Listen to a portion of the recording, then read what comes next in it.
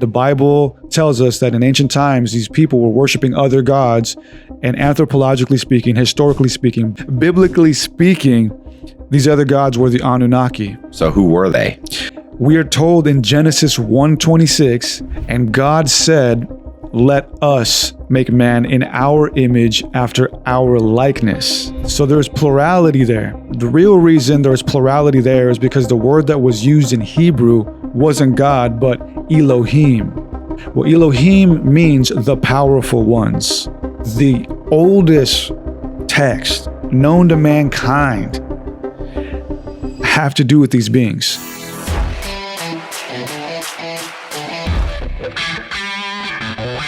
Hey, this is Matt Cox, and I am here with Esoteric Eddie, and he has an interesting take on aliens and UFOs, and it's actually ties into a story that I've actually heard about for 10 years or so, since I was locked up. But he's here with us to go over it, and so check out the video. So then he'll play an intro, and then it'll be like, So I appreciate you coming. Absolutely, man. All right. I watched, I think a majority, I watched a chunk of your interview with Danny on Concrete, which I thought was really good. And I know I already said this to you, but one of the reasons I thought it was good was that I was locked up with a guy named Chris Marrero, right? So Chris Marrero spent a significant amount. Listen, this guy had so many books sent into him, and one of them was on like the Anunnaki. But Chris, and I've actually done several videos with Chris Marrero. It's actually, some of his videos are like really, really, like they've got like 80,000 or close to 100,000 views, and all we do is laugh and joke. Like there's not a serious thing at all, because Chris can't. First of all, he's super excitable.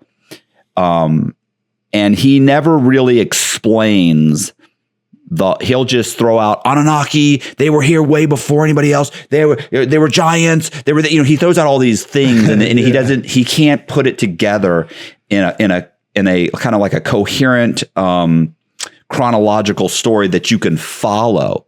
He just throws things out where, if you say, well, I don't understand. Well, that's, the Bible says that you don't understand. The Bible's wrong. And he gets upset, not in a mean way, because he's just a hilarious guy. But he doesn't ever really say, listen, you have to understand, here's where the initial origins come from. This is who these people were.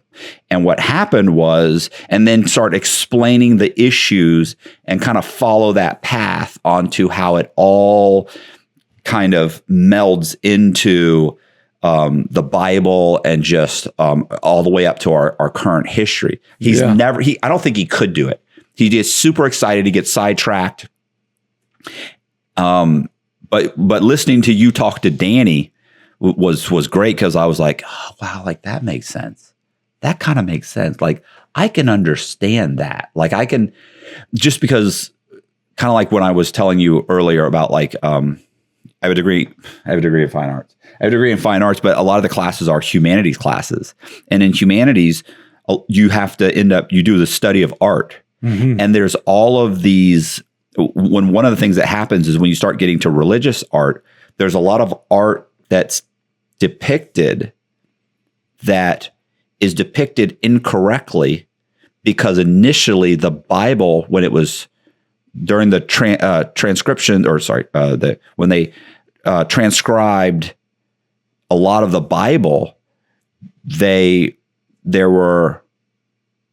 transcriptions were wrong, right? Yeah. And so you end up having things like, and I gave you the one example of there's a statue of, actually done by, I think, Michelangelo, a statue of Moses where he's got horns on his head.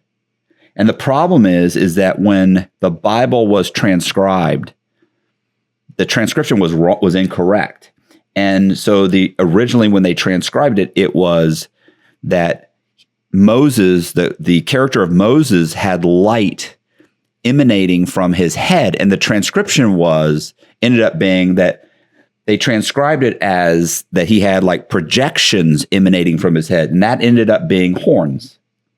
So there were all these depictions of Moses where he's got horns. Moses had horns.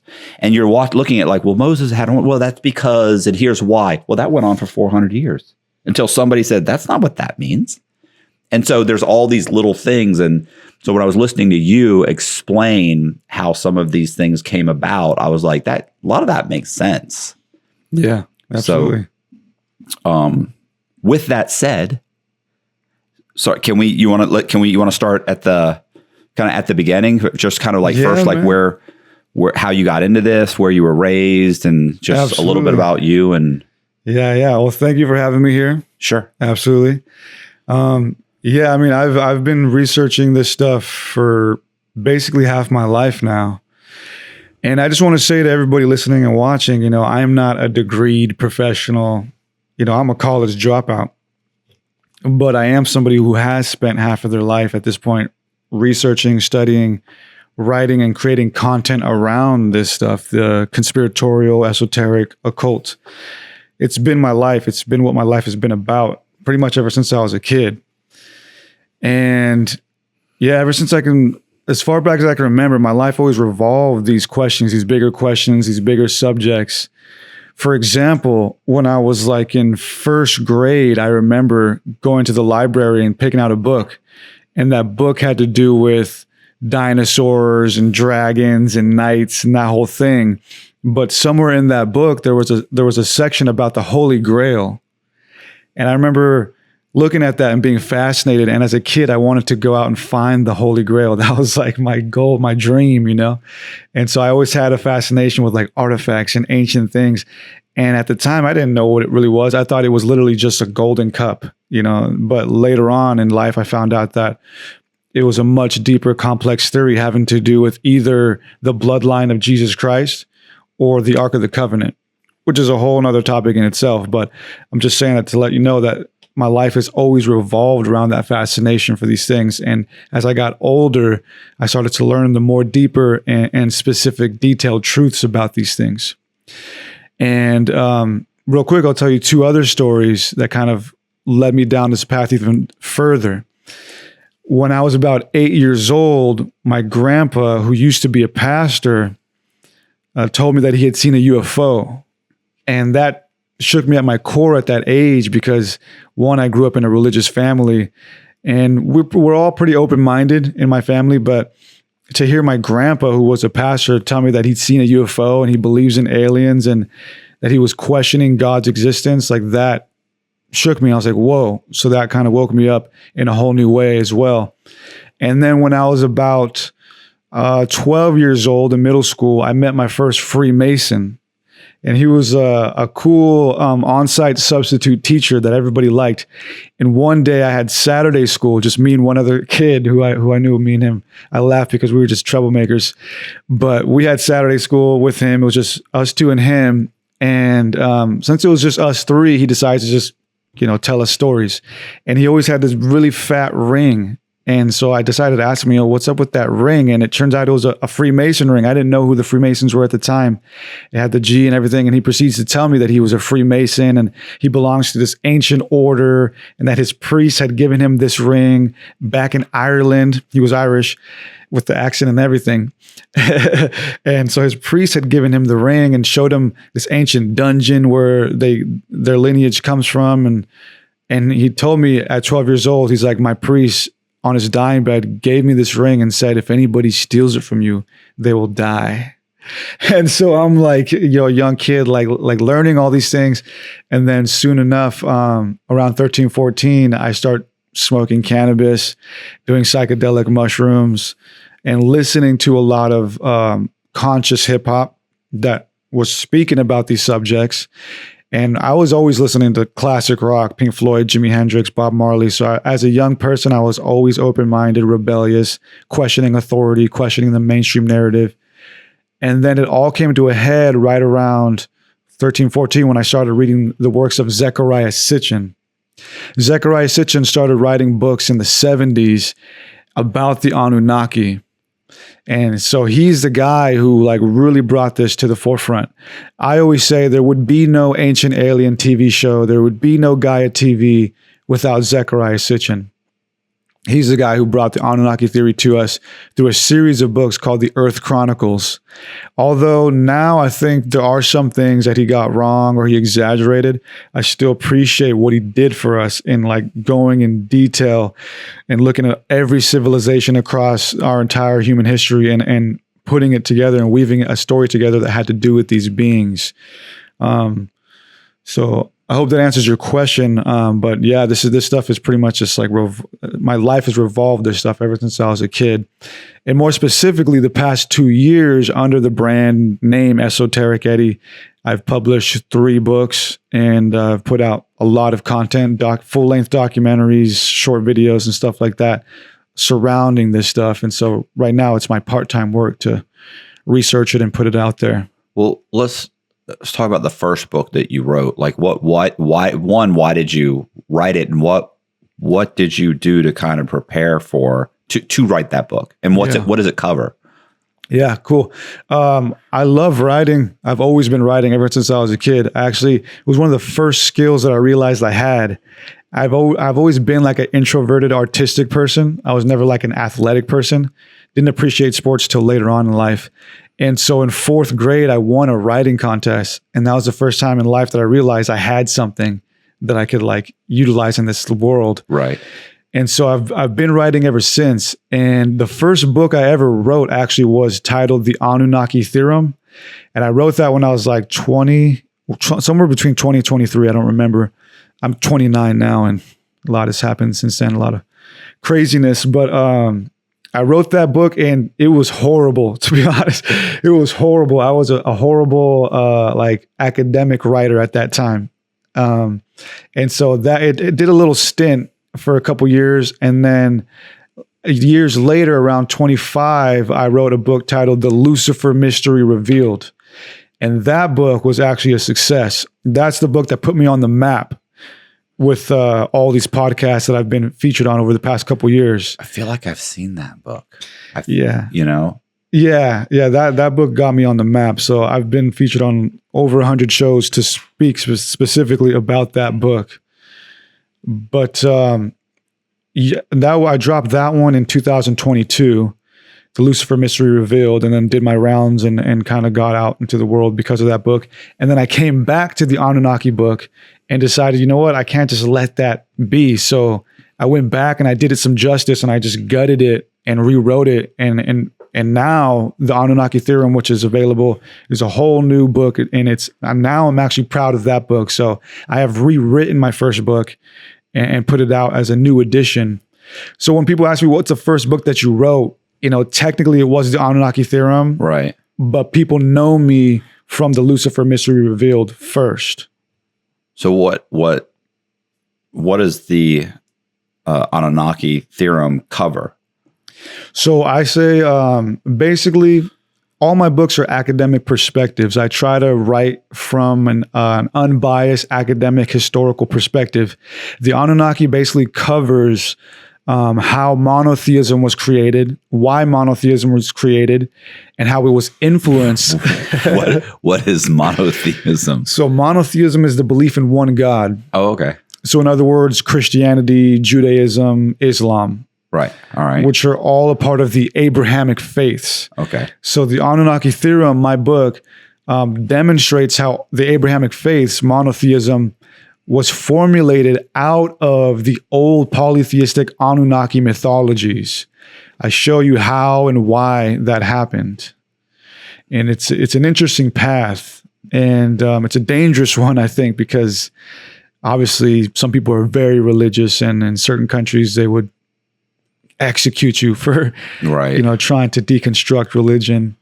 Well, they're not here, so let's get into it. Yeah, absolutely. So I grew up in a religious family. I grew up in a Christian and Catholic family, so I have a reverence for the Bible, for all of that. But I've never liked authority. I've never liked institutional religion, and so naturally, I've always questioned it. And so what I found amongst my many years of research is that Judaism which Islam and Christianity owe their religions to, right? In other words, without Judaism, there would be no Christianity or Islam. Right. Was influenced and founded by ancient peoples who were coming out of the old polytheistic worldview. To be more specific, the ancient Israelites, right? The people who wrote the Bible, right? The ancient Israelites were actually a branch of Canaanites who broke off and decided to create their own religion, to create their own culture. And the Bible tells us this. The Bible frequently tells us that the people of Israel are the people of Canaan. And that, and historically speaking, anthropologically speaking, the oldest form of Hebrew is actually a form of Canaanite, a form of Phoenician. And so anthropologically speaking, biblically speaking, it is true that the ancient Israelites were just a branch of Canaanites, a branch of Phoenicians. And that's important because the Phoenicians, they weren't monotheistic. They were polytheistic. They believed in many gods. And the Bible tells us this again in Jeremiah when the Babylonians were descending upon the kingdom of Judah. This was a real historical event. Right around 600 BC, the Babylonians descended upon the kingdom of Judah and some of the other Middle Eastern countries or kingdoms and started taking them captive. And around that time, the Israelites were losing their faith. And the book of Jeremiah tells us this. Jeremiah tells us that at that time, the people were worshiping as many gods as there were streets. So they were reverting back to their old ways. That's what the whole book of the first couple books of the Bible are about. Right. Are trying to get the Israelites to like stop worshiping all these other gods and then realize that Yahweh is the one true God. That's what the whole first couple books are about. And so if we're frequently being told that these ancient Israelites were worshiping other gods, and we are even told in the Bible that Abraham's own father, Terah, worshipped other gods. And so when we look at these ancient cultures, anthropologically speaking, historically speaking, and ask ourselves, who were these other gods? They tell us who these other gods were. These other gods were the Anunnaki. And this is evident in Hammurabi's Law Code. Hammurabi's Law Code is taught in every high school. I remember learning about it in 9th or 10th grade. And Hammurabi's Law Code is praised as being one of the greatest first pieces of law, whatever, you know. But in Hammurabi's Law Code, the very first opening lines are him giving praise to the Anunnaki. He says, I'm paraphrasing. I praise to the Anunnaki, to the god Anu and his son Enlil, and so on and so forth. And so again, the Bible tells us that in ancient times, these people were worshiping other gods, and anthropologically speaking, historically speaking, biblically speaking, these other gods were the Anunnaki. So who were they? Right. So naturally that leads us to ask, who were they and why does that matter? Right. So the reason it matters is because we have these Abrahamic faiths that have been more or less controlling the world for the past 5,000 years or so. And so much so that even the leader of the not so free world, Putin, is a Christian, you can see him. He's always doing the Hail Mary. He's rocking a cross. He's an Orthodox Christian. I mean, so religion is very pervasive in our world. These Abrahamic faiths are very pervasive in our world. And we've been killing each other over these things and jailing each other and all these different things, indoctrinating each other over these things. And it's a bit ridiculous because they're founded on a fallacy, a misconception. And the misconception is that they are like infallible. When the truth is these Abrahamic faiths were founded on polytheistic religions. And we know this because of different pieces of evidence. For example, when we study history and look at the most ancient culture that we know of today, that of the Sumerians, they tell us a whole different mythology about who we are and how we got here. And that mythology is still in the Bible and in these Abrahamic faiths. It's just watered down. Yeah, I was going to say a lot of the stories are repeated and altered slightly, like the flood. Exactly. Right. And so the Sumerian culture was basically buried underneath the sands of time up until the 1800s. We had forgot about them. We had lost that part of our history. We didn't know about them. We had little hints of them. For example, in the Bible, they were known as the people of Shinar. But it wasn't until the 1800s when we started to dig them back up from Iraq and those other areas and started to uncover thousands of clay tablets, which all have not been translated yet, at least publicly. And so when we read these tablets, it became clear to us that the Bible was influenced by these mythologies. For example, the Sumerians tell us through their stories that these Anunnaki beings, who were their gods, our gods, created us through some sort of experimentation of taking their blood and what they call clay and then creating us. And so this is thousands of years before the Bible. But the Bible retells this in Genesis when we are told that God made Adam or man from the dust. So you're saying before the Old Testament? Oh, yeah. Okay. Yeah. These Sumerian tablets are at least a couple thousand years older than the Old Testament. And they've just been lost to time because for whatever reason. Mostly war. Yeah, I was going to say the victors write the history. So, yeah, and so the Sumerian stories tell us that these Anunnaki beings created us through an admixture of their blood and whatever clay was to them. So some kind of experimentation, and they tell us that it was an operation done by multiple beings, not one God. And the interesting thing is, the Bible repeats this almost verbatim. We are told in Genesis 1:26, and you can go and look at this in any English Bible right now. Genesis 1:26, we are told, and God said, let us make man in our image after our likeness. And so there's plurality there. And that plurality has been debated. Theologians will tell you that plurality is there for either because it's God speaking to the angels, or it's God speaking to Jesus, or it's God speaking to his divine counsel. And all of these are, good reasons to debate. But the real reason there's plurality there is because the word that was used in Hebrew wasn't God, but Elohim. So when you plug that word in, what we should be reading is, and the Elohim said, let us make man in our image after our likeness. And so who are the Elohim? Well, Elohim means the powerful ones. And so again, if we're looking at this through historical perspective, not a religious perspective, and start to ask ourselves, what was going on at that time? Why were these writers talking about powerful ones and Elohims and beings that were creating us in their image? The reason that the writers of the Torah were describing this is because they were retelling the story of their ancestors. The early Israelites, who were Canaanites, were descendants of the Sumerians. They weren't that far removed from them, historically speaking. So it makes sense that they were simply retelling the stories of their ancestors.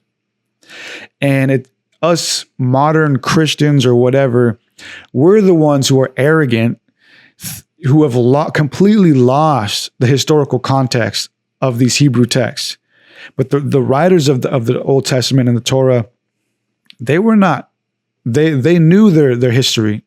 They knew their ancestors. They knew these stories. These stories were very important to them. For example, the Babylonian New Year festival, which was held every year, during that festival, there was a reenactment of the Sumerian creation myth. So these stories were very important to them. We are the ones who lost the historical context and made all these exaggerations with monotheism and whatever throughout the years. Okay. So still, I'm still who are the Anunnaki? Is that, I know Chris said that they were like giants. His theory was that they were aliens that had come from, or aliens that had been here way before us, and that they bred humans, and there was a purpose that they bred humans for, like slaves or something, or I forget exactly what the reason was, but yes, I'm sure you know. Well, I've got some information.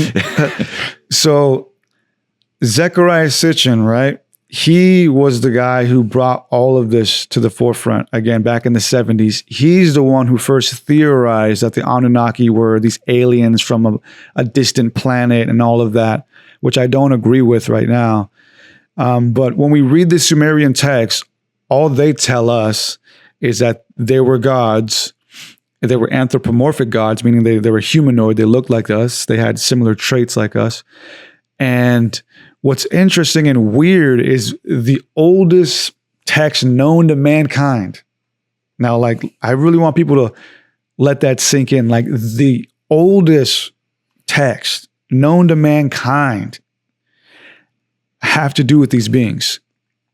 For example, one of them being the Kesh Temple hymn, regarded as literally the oldest piece of text.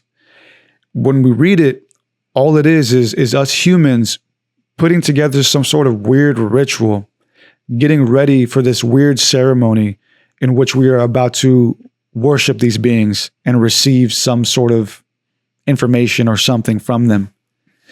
And so that's weird, right? The oldest texts, our oldest works as humans, we're worshiping these things, these beings, these people. Unfortunately, the Sumerian texts, at least the publicly translated ones, do not tell us where they came from, why they came here, or why they were doing what they were doing. But they do say some weird stuff like that we were worshiping them. And they do mention, there is a Sumerian text that does say that we were created specifically to worship and labor for them. That is stated. Okay. And again, that is reflected. So that makes sense. Yeah. I mean, that's all we do as humans. It's in us to work. Right. And that's exploited, I believe, by the upper echelons, the shadowy elite. I think that inner trait is exploited, that trait that for us to just work and slave away and worship. And, but that whole story, again, is reflected in the Bible. The Bible tells us that man was made to till the ground. Right. To work. That we shall receive the fruit of our labor by the sweat of our brow. And so these stories are being repeated. They're just being covered up by the guise of monotheism. So why don't you agree that they're aliens? Well, because as a historian, or from the historical perspective, I haven't found anything that specifically says that. I'm not ruling it out completely. When we look at the entire picture, anthropologically, historically, mythologically, we can maybe assume that.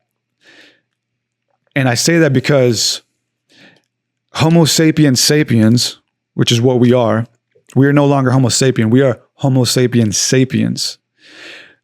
That skeletal structure, from what I've been able to read and research, is only about like 100,000 years old. So we are a fairly new creature. Species.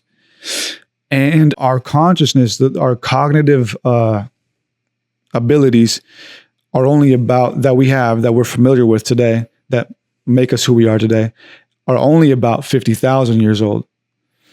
And so again, we're a fairly new species.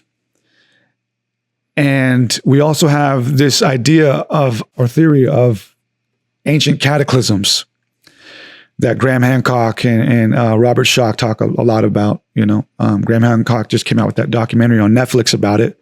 And so anthropologically speaking, geographically speaking, we know that cataclysms have occurred in our recent past that have wiped out huge amounts of what could have been civilizations and large parts of Earth.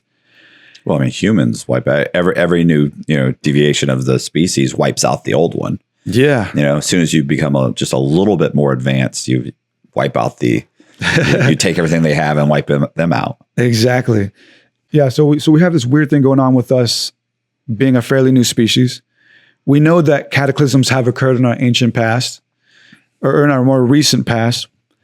And we also know that mainstream science is lying to us about how old we are as a species and as a civilization, because they tell us as of right now we're only about 7,000 years old, going back to the Sumerians. But we know that's not true because we have places like Göbekli Tepe, which go back to like 9 to 14,000 years old out there in Turkey. So we know that there was something prior to us. And we know that the ancient texts, all of the ancient texts having to do with divine beings, tell us that we were deliberately created by some set of beings to be workers. And so with all of those pieces of information together, we can assume some sort of theory that these beings were maybe alien and they genetically engineered us. Or they were wiped out? Is that what? So my theory is, or my conclusion, I would say, which I write about in the Anunnaki theorem. And real quick, if you can find the book on my website, esoteric80.com. But if you don't want to purchase it or can't, Amazon? It's on Amazon also. But there's also a free documentary version on my channel that anybody can go watch. How long is the documentary? This is like an hour. But I conclude after reading all this stuff for myself that at the very least, they were just survivors of a cataclysm. They were from Earth. Where their lineage came from, I don't know. But my conclusion was at the very least, they were from Earth and they were survivors of a cataclysm. And the reason I believe that is because one of the most ancient Sumerian texts that has to do with the Anunnaki, known as Enki and the World Order, tells us that Enki, one of the main gods, was going around and setting up civilization. If you read it, it's literally just him going around appointing different gods for different aspects of civilization and society. He's like, all right, you're going to take care of the farm. You're going to take care of domesticating the land and this, and that. And so he's going around and we're also told in that text that he had created the calendar. And so if you're reading this, you might think that, oh, this is the gods creating the world. But I don't read it that way. I read it as them resetting the world, having to reset. And the reason I think that is because there is a weird line in there in which we are told that the Martu people who were nomads, the Martu nomads were without resource. And Enki gave them resource because they were without resource. So here we are reading one of the most... What do you mean by resource? Just like resource, like animals, food, shelter. Resources. Okay, so yeah, they didn't have anything. Exactly. And so here we are, we're reading one of the most ancient texts known to our entire existence, having to do with these gods, the Anunnaki, going around, domesticating the land, animals, creating a calendar. And as while these gods are doing that, we're told there's these strange Martu nomads who are without resource, who are given resource. So I read that as these beings weren't creating the world, they were having to reset the world. And there were some disenfranchised people among them who also survived the cataclysm, fortunately, but unfortunately weren't as savvy as these other Anunnaki. So my conclusion in my book is that these Anunnaki were not gods. I mean, sure, they were gods maybe by our definition of them in the ancient world. They were simply survivors of a cataclysm who rewrote themselves into the history books as gods. But I will say, they are definitely not human by definition, because a human is what we are. Humans, by definition, are an admixture of their genetics and whatever else they pulled from this clay. As Zecharia Sitchin and many others have postulated, they probably just took some late stage Neanderthal genetics and fused it with theirs. Well, you'd have to be extremely advanced to do any type of genetic splicing or, anything along those lines. You'd have to be advanced. So if they're that advanced, then where would their former civilization be? Like, why haven't we come across their former civilization? Like, although to be honest with you, in a few hundred, I was watching this thing on History Channel, Discovery Channel, probably, God, what was it? A year or so ago, and they talk about like what would Earth look like in 1,000 years. Have you ever seen that? And they show like the breakdown of like pretty horrible. The buildings collapse. And I mean, literally within a few hundred years, it's almost everything's jungle. Yeah. Within 1,000 years, it's basically we're almost wiped out of there's almost almost no way without extensive digging or anything to even realize that we ever even here. Obviously, there's things that are steel and that sort of things, but then again, rust and deterioration and those types of things. Like it literally within 1,000 years, the planet would just retake everything that humans have created, and it would just be gone. So I could see 15 or 20, 1,000 years, just wiping out any trace, but still there's got to be something. Yeah. And there is something. And one of those somethings is the Great Pyramid. Okay. The Great Pyramid. I talk about it in my book and in the documentary. And as it stands, there is no conclusive evidence that thing was built during modern times. There is zero conclusive evidence. I went out and I studied the 3 main pieces of evidence that mainstream scholars tout as being the evidences that it was built during our time, and each of them is just ridiculous. The main piece of evidence that huge weird thing was built in our time was what I guess I will call like the Howard Weiss theory. So there was what would you call it? An excavator, I guess, a historian, a very eager guy, Howard Weiss, during the 19th century, who was trying to get access to the Great Pyramid because he wanted to study it, excavate it. But he was kind of a known, kind of like con kind of guy. The other excavators didn't really respect him. And so he was always getting rejected access to the digging sites of Giza. And one night, Howard Weiss and his homie snuck into the Giza Plateau and they blasted through it with dynamite through the Great Pyramid and all the way up into the King's Chamber, as they call it.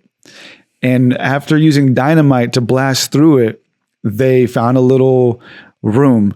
And in that room, they just so happened to find what is now called the Khufu inscription, or as some scholars call it, the Khufu graffiti. And they found the name of a pharaoh, Khufu, written in red paint. Oh yeah, I've seen this. Yeah. I didn't know he blew his way into the thing, but I've seen the red, swooshes, the way they look, the hieroglyphs, the glyphs. Yeah. And what's funny is, as Zechariah Sitchin points out in one of his books, the style in which it was written wasn't even from the era that Khufu was living in. And even more embarrassing than that is it was misspelled. And it was misspelled in the same way that it was misspelled in a famous Egyptian lexicon being circled during his time. There was a lexicon put together of Egyptian words and, English equivalents or whatever. And in that lexicon, the name Khufu was misspelled a certain way, the same exact way inside the King's Chamber that Howard Weiss found. What does that mean? It means he forged it. He looked at the lexicon and found a name, went in there, blasted it, and then just wrote it. And scholars took it as being true? Yes, man. I mean, to this day, that right there is the number one piece of evidence that the Great Pyramid was built in our time. There are 2 other pieces of evidence that I don't even need to bring up because they're not even as respected as that one. Okay. But so what I'm saying is there is still zero conclusive evidence that thing was built during our time. And what about the other pyramids? So you think they were built in our time? Well, the 3 Great Pyramids, I think were constructed by the same operation. Okay. But there are smaller pyramids throughout Egypt that I would believe were built in our time, like the pyramid of Snefru, and there's like this pyramid called the Bent Pyramid, which was started collapsing because it wasn't built on like granite or it wasn't built on a solid foundation, and as it got heavier, it started to kind of exactly. So I think those other pyramids were like us trying to like mimic the Great Pyramid. Exactly. Just couldn't get it right the first time. Couldn't get it. And they're way smaller in size. And the thing about the Great Pyramid, it's not just huge. It's got like these mathematical equations written into it, which are fascinating. And what it does too, philosophically, which is wild, it squares the circle. which is like this weird, impossible geometry question. To square the circle means to like draw out a perfect circle and a perfect square that can like fit into one another. I have it more detailed in my book and in the video, but the Great Pyramid does that with its like mathematical equations. It actually squares the circle, which in esoteric geometry means bringing heaven down to earth. Okay. So whoever built it was like not just putting blocks together to make some big thing. They were incorporating a lot of esoteric geometry and philosophy within it. So you think that as a result of this, the Bible was taken from a lot of these writings, and evolved along an incorrect path, right? Yeah. Well, what happened, and again, it's funny, the Bible tells us what happens. It's hilarious. The Bible, I guess in a way, like shoots itself in the foot. Right. Like it tells you like all the truth, but it's like kind of vague. So prior to the Babylonian exile, when Judaism was still being formed, before the Bible was even written, remember the Israelites were losing their footing and they were going back to their old ways. But when the Babylonians descended upon the kingdom of Judah, they only took the elite as captive. They left all the other people there. They only took the elite. The peasants. Yeah, they left the peasants there. They took the elite with them. And so during the Babylonian exile, the elite were in Babylon. They were there and they were picking up things, learning things. And we are told in the Bible and in history that after the Babylonian exile was over, once the Persian King Cyrus took over and freed them, the prophet Nehemiah and Ezra were told by the Persian elite to go back to their homeland and preach a new law. The Persian Empire was tolerant of the Jews. They said, we're cool with you guys doing your thing as long as your law coincides with our law. And so we're told in the Bible and in history that the prophets Nehemiah and Ezra were given instruction to go back to Judea and bring a new law. And that new law was the Torah. And so they came back with the Torah and the idea of monotheism. And they realized that they needed some kind of unification so that some sort of Babylonian captivity could never happen again. And that unification was monotheism, the belief in one God. And who's going to mediate that? The rabbi, the institution. Okay. And so what I'm saying is monotheism originally with Judaism was created simply to control the masses. Okay. Well, if this was a religion that was created and you're saying that everything came from the Anunnaki, then is there a God at all? I personally believe in a creator. Okay. I believe in a creator. I call it the creator. I don't pretend to know what it is, who it is. I've never shook its hand and said hello. Right.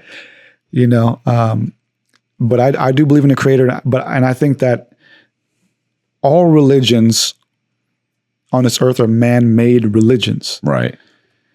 And actually, one time I was sitting back and I was being introspective, and I realized I don't believe in anything man-made.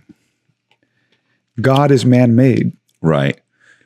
But the creator supersedes God.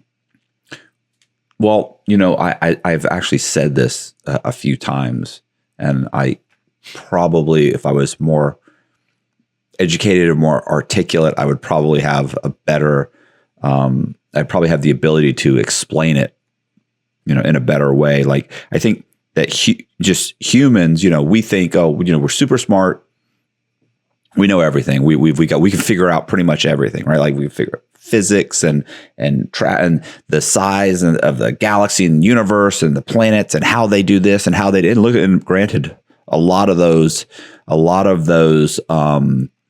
scientific leaps are fucking amazing. Like, I don't know, like how do you figure out what this planet is made up of, and you've never been there. Oh, well, we fired a laser and bounced off this and used a reflecting such and such, and we know it's made up of this gas. Like, who thought of that? Yeah. Like, what the? So, but, you know, and there's people that are just so outrageously smart, right? But in the end, those people will explain concepts to you that you can't grasp. I just don't have the IQ to grasp it. And I'm a fairly sharp guy, you know, not super bright, but pretty bright. And you couldn't, if you gave you a couple years of harsh 10-hour a day studying, in the end, I don't think I could actually understand some of the concepts that these guys understand. These guys with 180, 200 IQ, I'm not going to get it. So what I'm saying is, if you've got different levels of understanding, right? And you get down to, let's say, a chimpanzee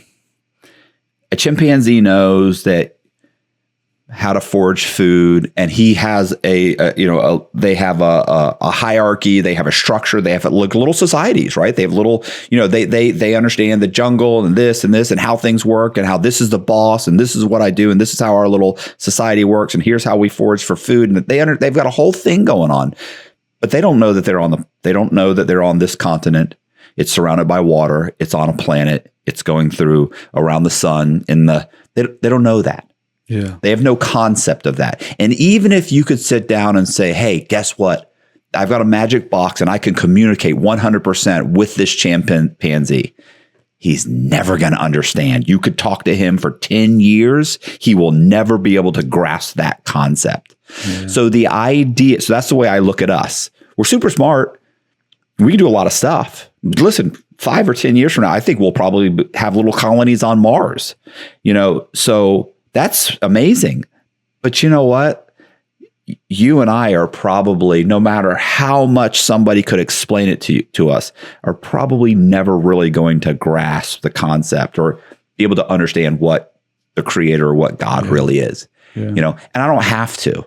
Like, it's good enough for me to just like you said, like, I believe.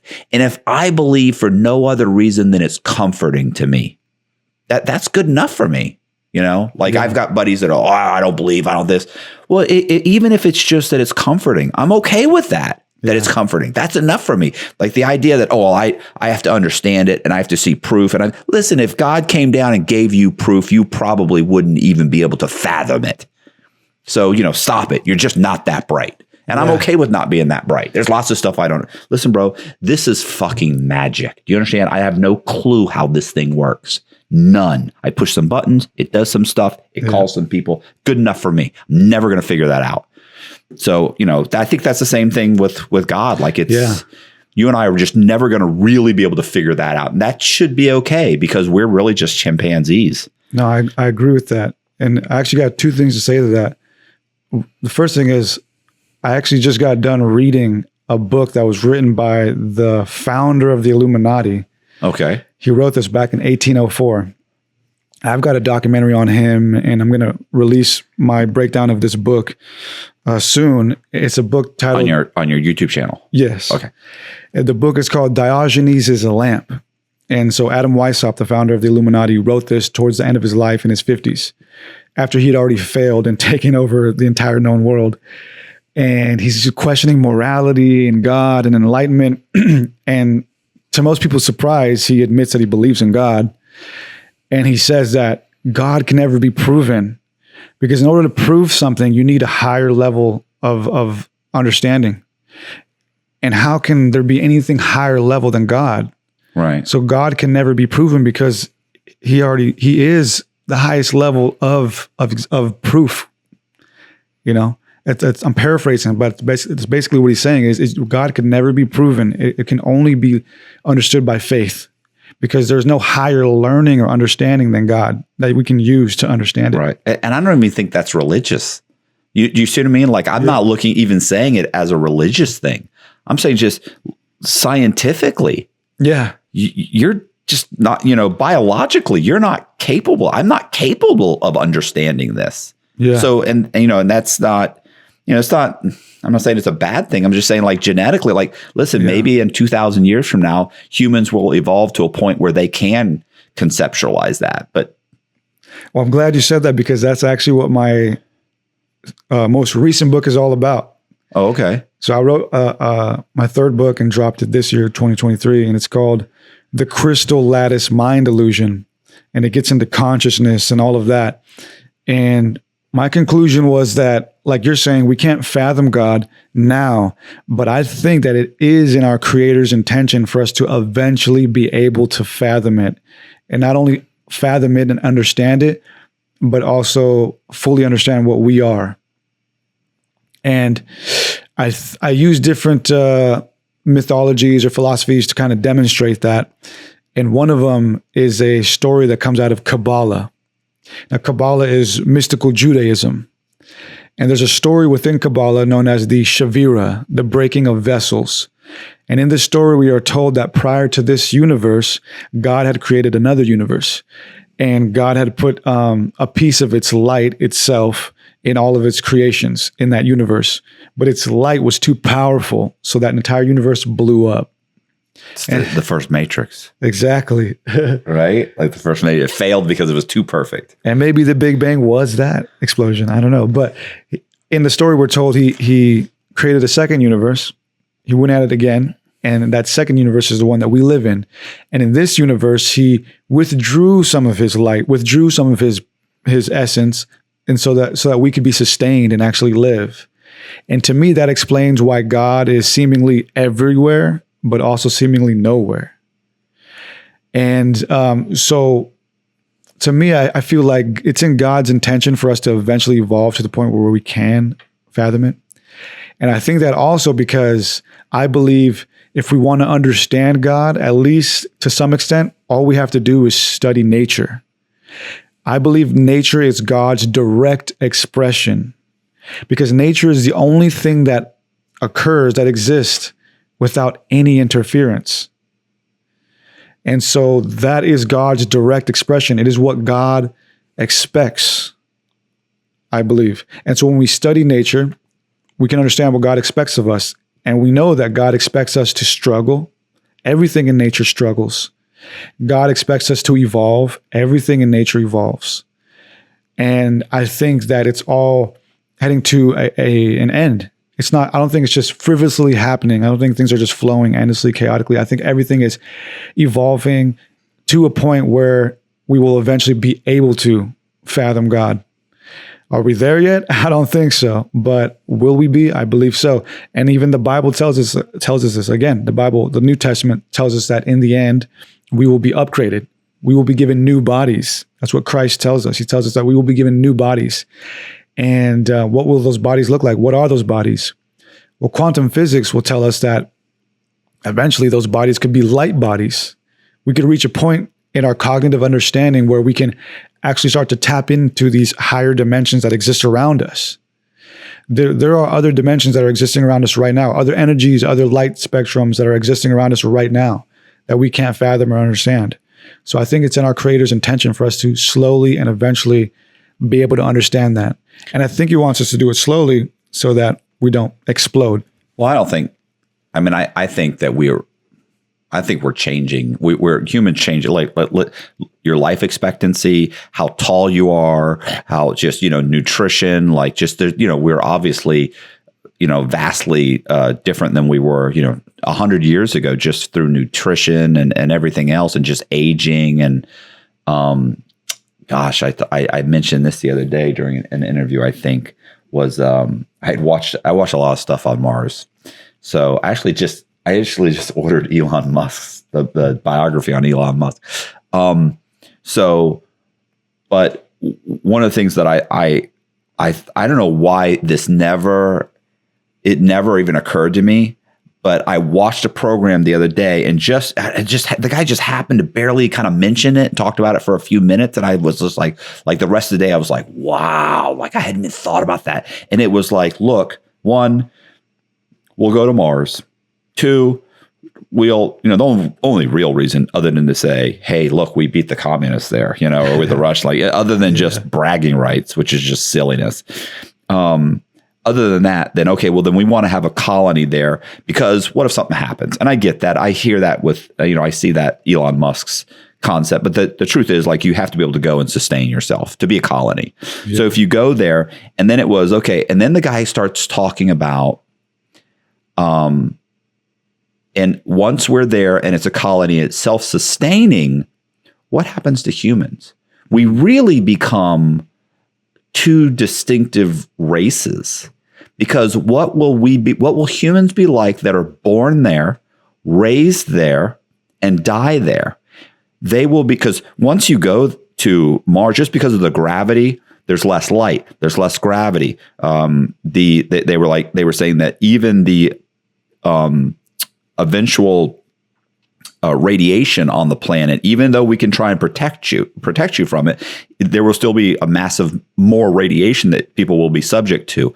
So all of these types of things, and you'll be raised completely indoors, right? Like, So what will humans be like that are born and die there generation after generation? And they start talking about all of the things that will change, like your eyes will be larger, and they won't need to be as round like our eyes, right? They'll be your eyes will change because there's lower light sources. Yeah. You'll have less hair on your body because you just don't need hair, because it's not direct sunlight. It's not bad, and it'll be bred out.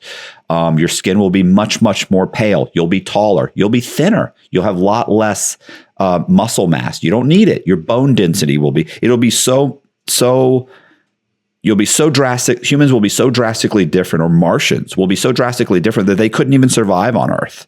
You bring them here, like, they wouldn't be able to walk around. They would take, if they could ever recover from the lower gravity. If you're born there and you're raised there for 20 years and you come here, you're not playing softball, like, even if you go spend 18 months or a year to 18 months in space, it took, what's his name, like hours before he could even stand up. He couldn't even stand up by himself. I forget the astronaut that was in space for like a year or two. Yeah. Like, he had major problems, and he was taller. He was like 3 inches taller. Took like 2 or 3 days before he shrank back down. I mean, there was all these changes. That was just for a few years. And this guy was running, or he was exercising 2 to 3 hours a day to try and fight that.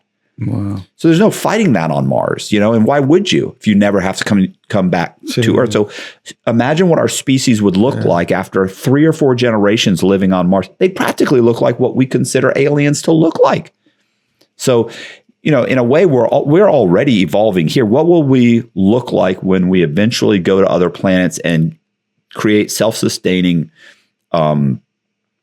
colonies there? Yeah. We'll be a drastically different species. I think we need to do it too. Like, I think we absolutely have to venture out from this Earth. Yeah, I love the idea, but I'm not paying for it though. I mean, but I love the idea that Elon Musk is that like, of all the things you could spend your money on, this is what you're doing. Like, it's like, okay, what would I do if I had? And it's not that he has an inexhaustible amount of money, but he's super rich, right? So, what would you spend your money on to actually say, I think this is what I'm going to do? Well, it's kind of wild if you think about it, man, because like, we value money and power and fame so much that, like, why wouldn't we spend all we have as a species to venture out and seed other star systems? I agree with you, but I'll tell you right now, like, if you gave, I mean, let's face it, it takes a certain type of person to think that way. Most people don't.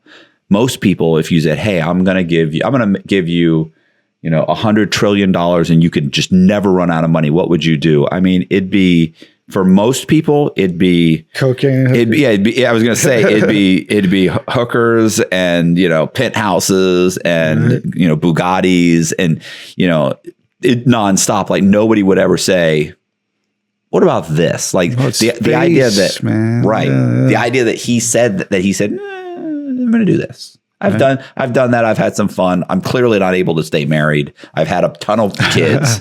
This is what I'm going to go ahead and pursue. Like, that's phenomenal. But yeah, the thing with the colonies, the human colonies on Mars, I just was like, wow, what happened? It trips me out because, of course, within like the UFO field or the UFO culture community, we've spoken about the Nordics, right? The tall whites, they call them, and And supposedly there had already been a civilization that lived on Mars that was wiped out. So it's almost like history is repeating itself, and we're like playing out traumas or something. Like, well, I mean, Earth periodically we do get wiped out. Like, what is the theory? Like we're in the Goldilocks zone, right? There's so many planets. Yeah, the Yugas. Well, there's a theory that says that, shoot, I wish Boziak was here. He can remember anything. He'll be like, oh, you're talking about the such and such theory, where it basically says that there's probably life on other planets similar to us. But the problem is periodically gets wiped out. Yeah. And so you have to get past that. You have to live on a planet, get past that wipeout session to progress to a point where you could communicate with other intelligent life forms, and that most of them, even though there's tons of them, that just as a result of just asteroids hitting the planet or comets hitting it or solar flares, that most species that become intelligent just don't make it past that. They either destroy themselves, either the star blows up, or they get hit by an asteroid. Like a game, like we have to figure it out before the sand clock runs out. Right. So, yeah. So, and every generation gets that chance, and like or these other species, these other intelligent life forms get it, and they're even if they're at the cusp of it, it still doesn't happen in a decade. It's something to go to another planet that takes hundreds of years and many, many leaps. Well, let me tell you this story that an African wise man said about aliens and that exact subject. You've heard of like the reptilian theory, right? Reptilians and all that. You've heard of David Icke.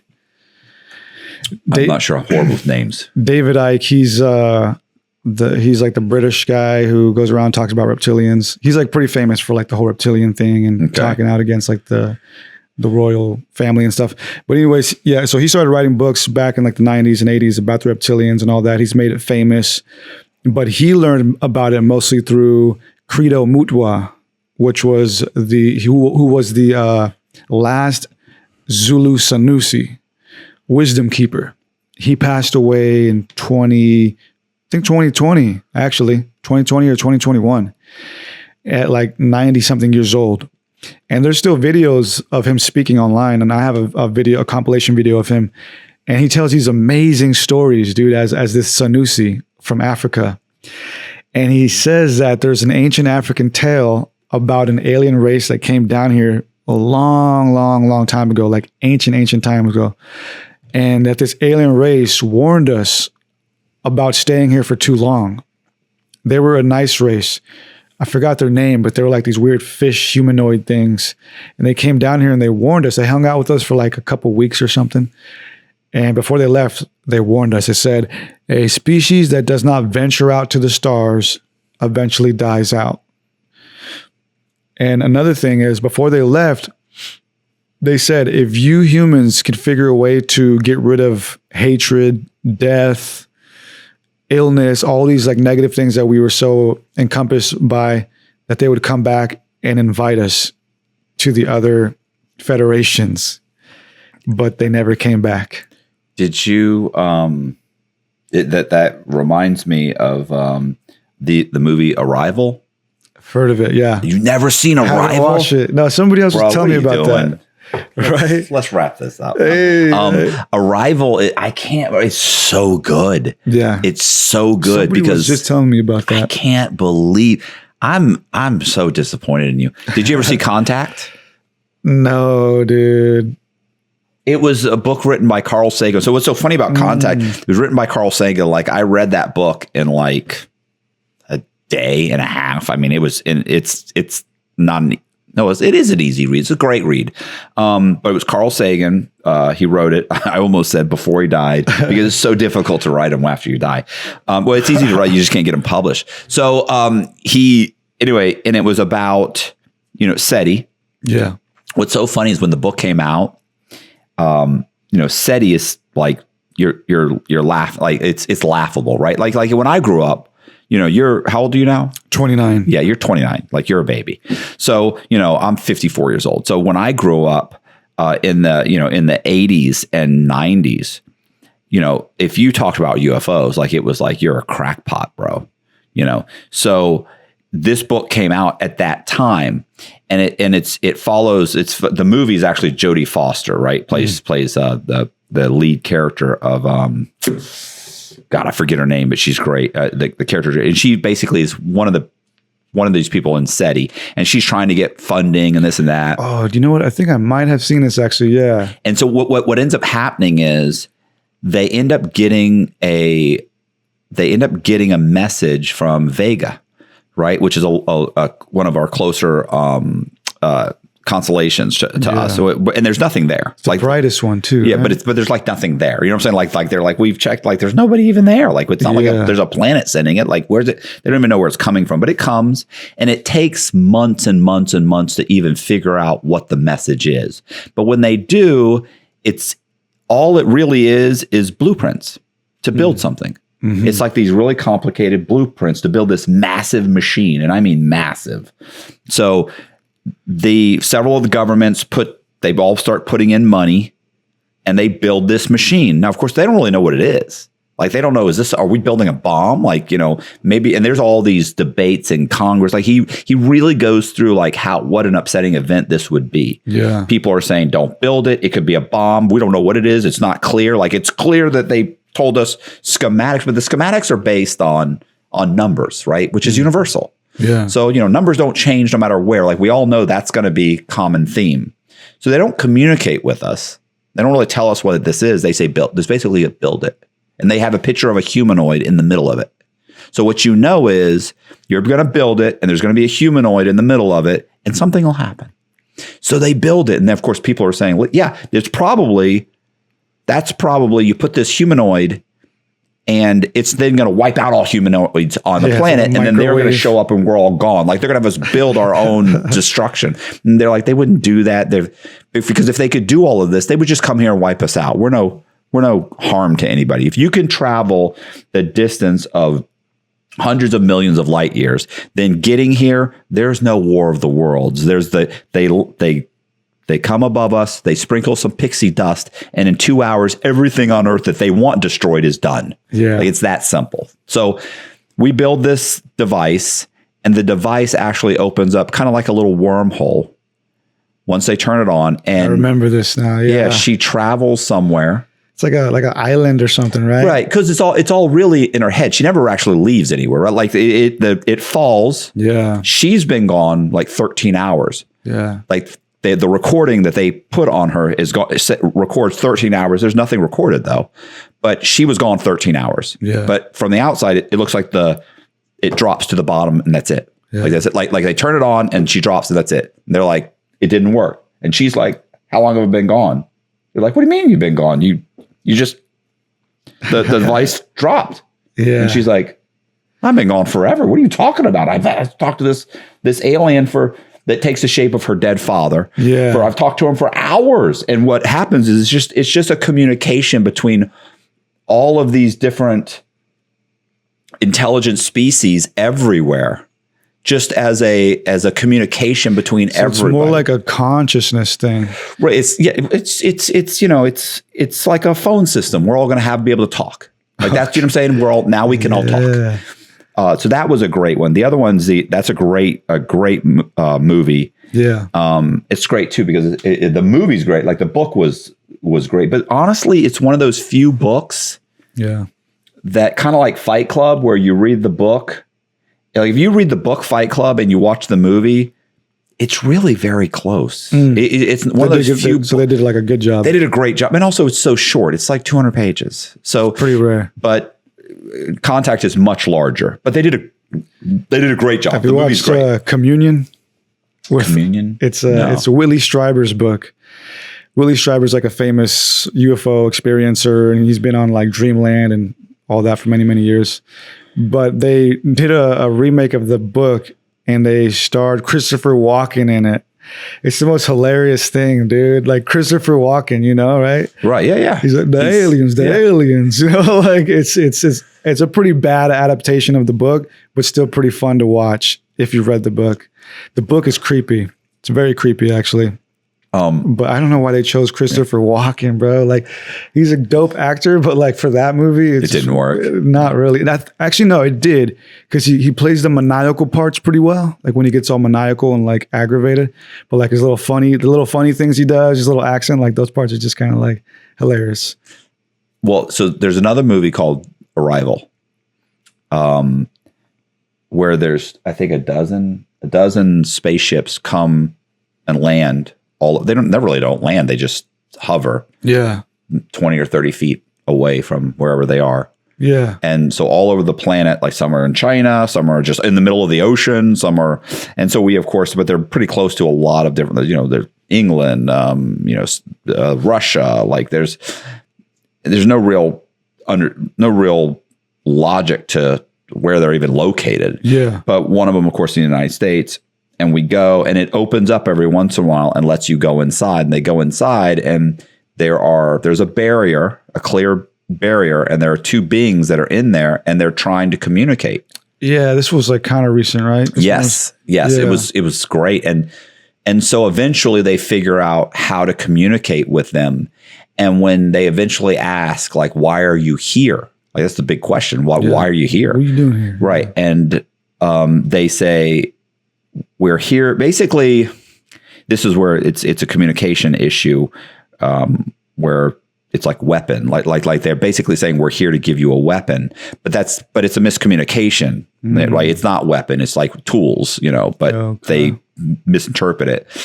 Because of course the military is involved and they're screwing everything up, and they're trying to push their hand, like, well, hurry up. Are we gonna hurry up, bro? Yeah. Like, this is like, we don't even know if they think anything like us. So eventually, after weeks and weeks, they start to develop a communication, and they basically are, why are you here? And they're like, we're here to basically give you, technology or whatever, even though there's miscommunication there.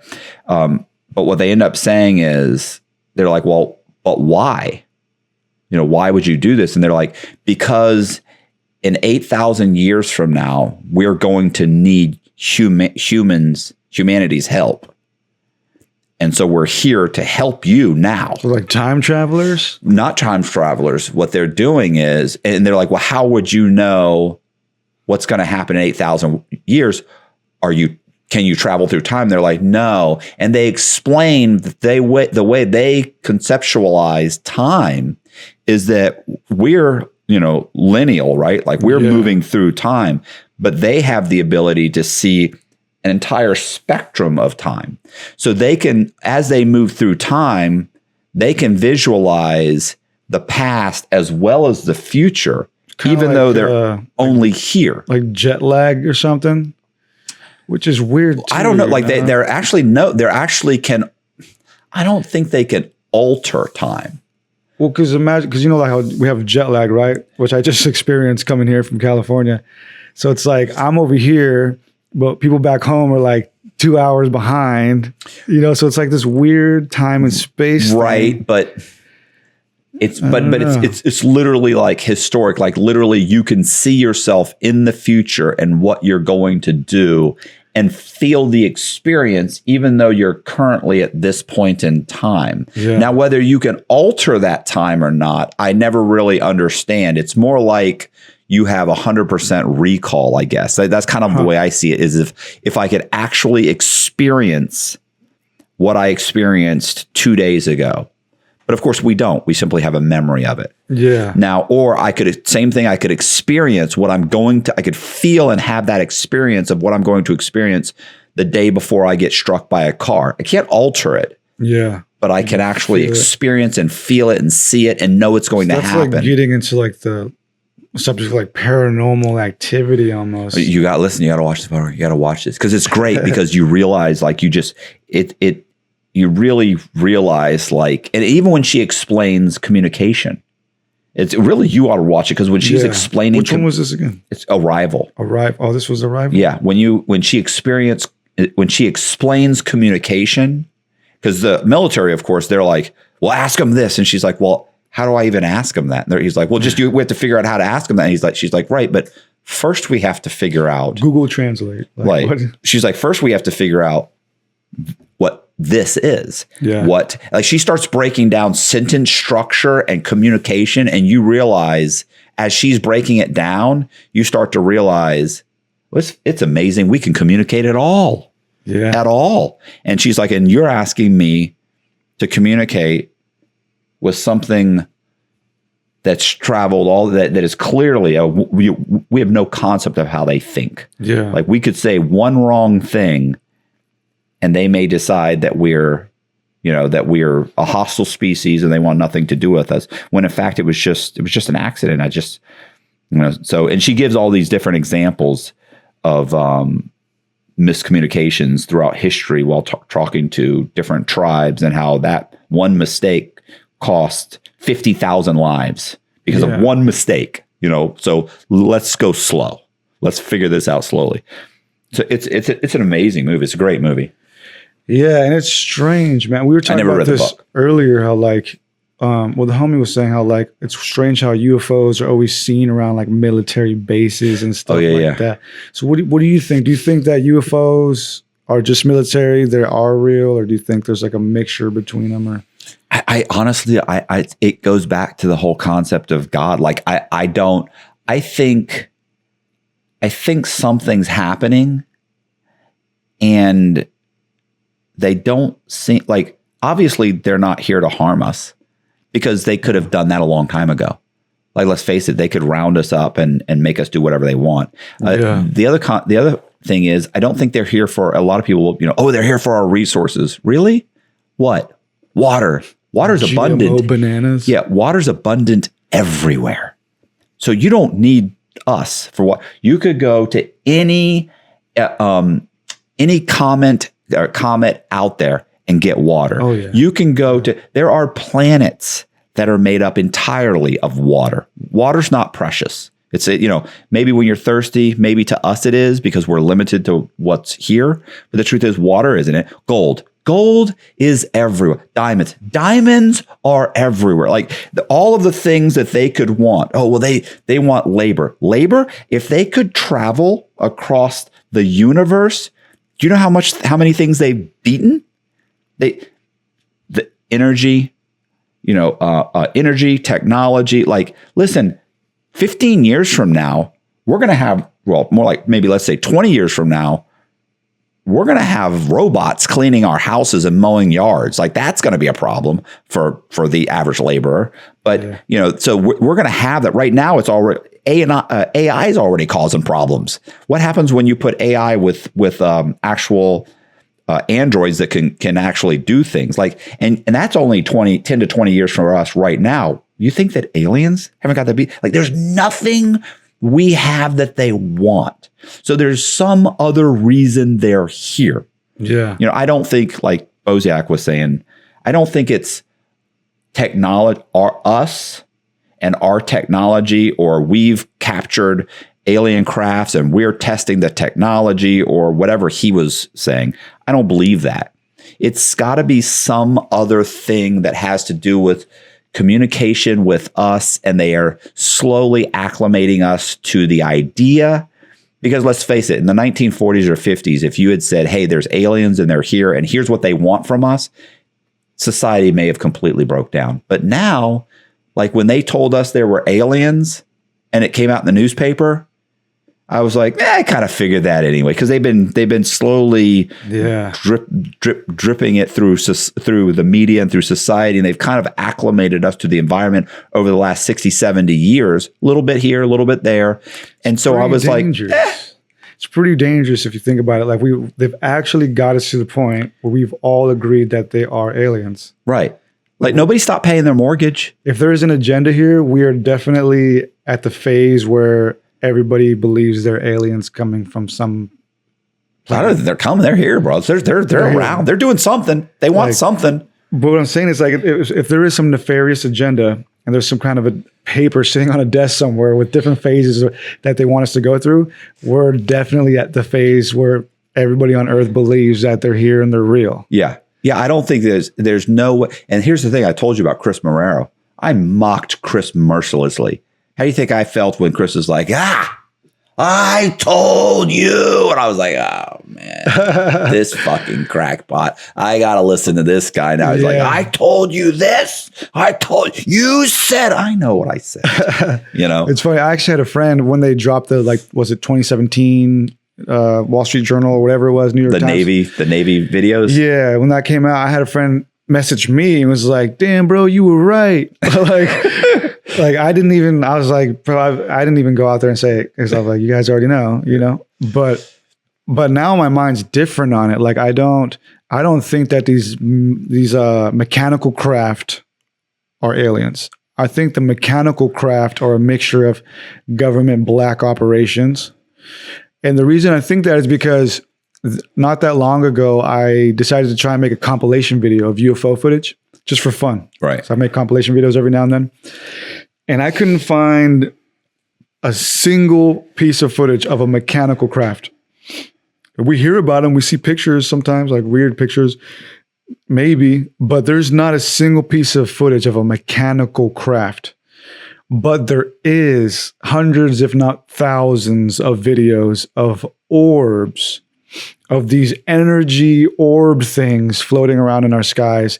And not only is there footage and pictures of those things, there are stories of them going all the way back to the medieval times. Well, what do you think the Tic Tacs are? You think you're saying they're orbs and not? It's funny, right? That they described it that way because they described it as a Tic Tac. It's like an oval thing that has no rivets on it. Right. But they never got close enough. Like they couldn't see. They were too far, and they're really partially seeing them on their instruments. So it was like a pod, if anything, some sort of like smooth pod. If it was mechanical, it was some smooth pod-like structure that wasn't like bolted together. So, but what I'm saying is I think the mechanical UFOs that people have seen, like the Black Triangle and all these different things, I think those are just government operations. And the real UFOs are these strange orb things that we do have a lot of footage of and that people have seen and have been seeing for thousands of years. There's a famous case known as the Nuremberg UFO case, I guess. I don't know how you would look it up. The Nuremberg UFO case. There's actually a picture of it, a poster that this dude drew and wrote about. He said, on this day, hundreds of people in Nuremberg, Germany, witnessed these orb things dancing around or what they thought was battling each other in the sky. Right. And so I'm starting to realize through all these years of research and stuff and studying that they aren't mechanical. They're not coming from a planet.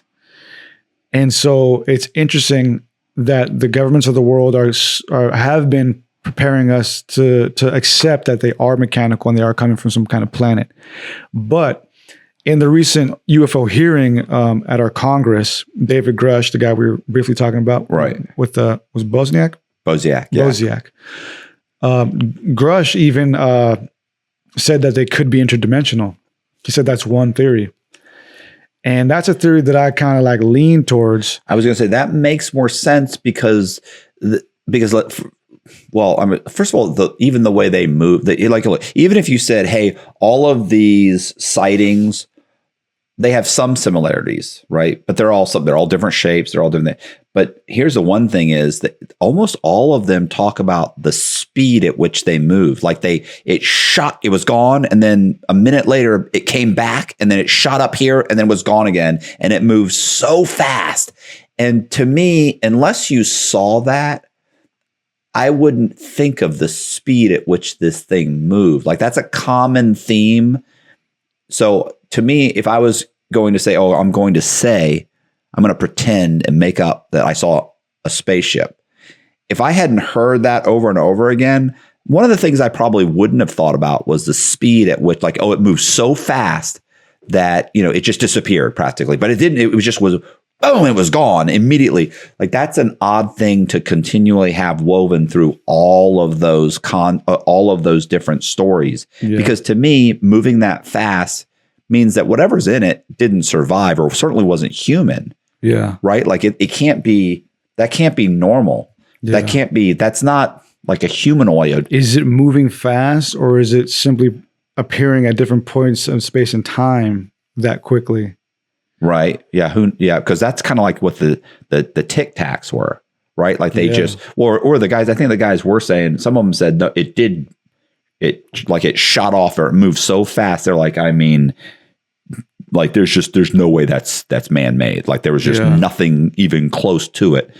Not even sure why you would have to move that fast, but right. So the interdimensional thing, why do you think interdimensional? And once again, why be here? Yeah. Or do they not even know that they are here? Well, there's just a side different effect. reasons why I'm starting to think that. And one reason I'll start with this is because I kind of like what Carl Jung and Jacques Vallée had to say about it. So I'm sure many of us know who Carl Jung is. He was the famous psychoanalyst, right up there with Sigmund Freud. But Carl Jung was way more esoteric and occult, man. He's just got some amazing books. And he actually has a book on UFOs that I love. And you told me that earlier. Yeah. Because we were talking about. Dude, and it's called Flying Saucers, a Modern Myth of Things Seen in the Skies. I have a breakdown of that on my channel. And he says that these things are probably not mechanical. He said these things are probably something that has to do with our collective consciousness. Right. He believes that the UFOs that we started to see in the modern era during the world wars was a result of our collective conscious being so piqued by all the chaos that was going on. Because we all have a individual consciousness and an individual subconscious. And our individual subconscious is so powerful that it can create hallucinations in our lives. That's schizophrenia, so on and so forth. But we also have a collective consciousness and a collective subconscious, which we are barely starting to understand through quantum physics. And so Carl Jung theorized that maybe these UFOs that we'd started seeing during the world wars was a result of all of us having to go through traumatic pressure and chaos of the world literally ending around us. And for thousands of years, humans have collectively and subconsciously believed in the idea of a Messiah figure coming from the skies. And along with that, it has been ingrained in us subconsciously since our primal days that circles have been some sort of symbol of perfection. In all indigenous cultures, the circle has always been a symbol of perfection, of divinity. For example, the Tibetan mandalas, so on and so forth. So all of this coincided in that era with us as a collective projecting forth a collective hallucination of these things. But where it gets wild is what Jacques Vallée had to say about it. Jacques Vallée is a world-renowned UFOologist, like one of the top UFOologists of all time. And I think actually there was a character that was modeled after him in Contact. Okay. But he said he believes, like Carl Jung, that these things are not merely mechanical. He believes there's some sort of consciousness aspect being played here. And he believes that whatever these things are, they're trying to work themselves into our subconscious and build a mythology about them in our subconscious. And so what we know about the subconscious mind and the different dimensions, according to quantum physics, is that in these different realms, like the sleep realm, right, our dream realm, thoughts can live, fetishes can live, and all these different things. But these energies, these thoughts can become egregores. And this is now getting into magic and the occult. An egregore is basically like a phantasm that becomes alive as we feed it more energy. So whatever these things are, they might have started off as being our own projections, but are now coming alive, sort of like AI would, because we are feeding it more and more energy. And as it is fed more energy, it starts to become self-aware and self-conscious and now is its own thing. So our collective consciousness has manifested these collectively. Like no one individual's come up with it, but collectively we've come up with these, seeing these things in different places and them doing different things. And now they've actually taken on a real consciousnness of their own. Exactly. That's too much for me, bro. I know, dude, it's wild. But this is another reason why I believe this. So, what's his name? Tom DeLonge, right?